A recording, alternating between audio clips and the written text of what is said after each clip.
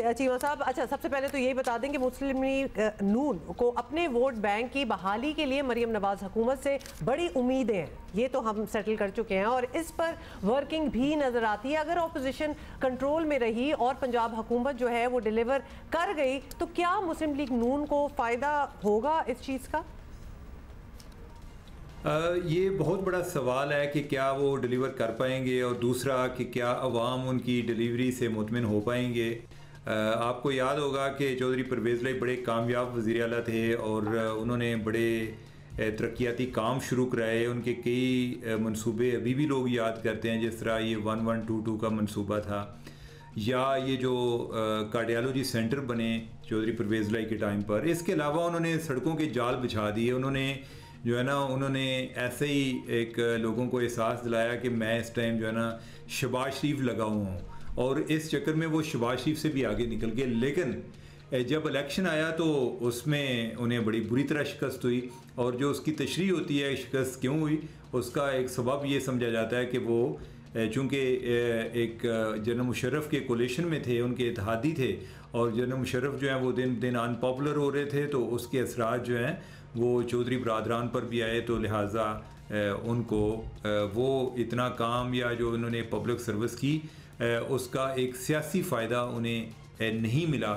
जो कि वो तवक्को कर रहे थे। तो लिहाजा डिलीवरी तो उन्होंने डिलीवर करने में कामयाब हो गए थे, तो लेकिन उस तरह के असरात या फ़ायदा उन्हें नज़र नहीं आया, नहीं मिला। अच्छा चीमा साहब, पंजाब हुकूमत से लोग अगर मुतमईन हो भी गए, अगर डिलीवर कर भी दिए, तो दूसरी तरफ इस्लामाबाद में भी तो मुस्लिम लीग नून की हुकूमत है ना, बिजली बजट वाले मामलात, उससे तो लोग खुश नहीं हैं। सो मरियम नवाज साहिबा के मिशन को उससे आपको लगता है नुकसान होगा?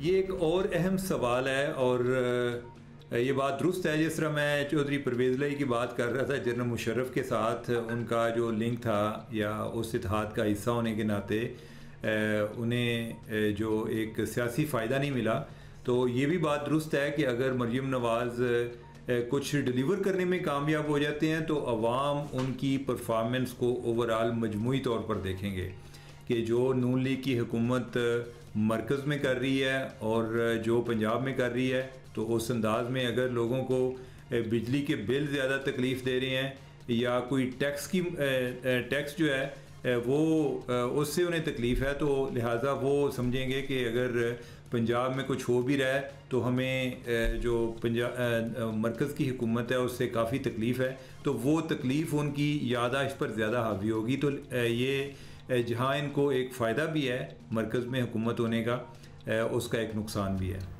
अच्छा चीमा साहब, अब ये भी बताएं कि पंजाब हुकूमत के लॉन्ग टर्म चैलेंज जो हैं, चले वो तो हैं ही, लेकिन एक शॉर्ट टर्म चैलेंज भी नज़र आ रहा है। In fact it's brewing right now. बिजली पर एहतजाज चल रहे हैं, तो अपोजिशन भी तैयारियों में है कि एक बड़ी मुहिम हो सकती है।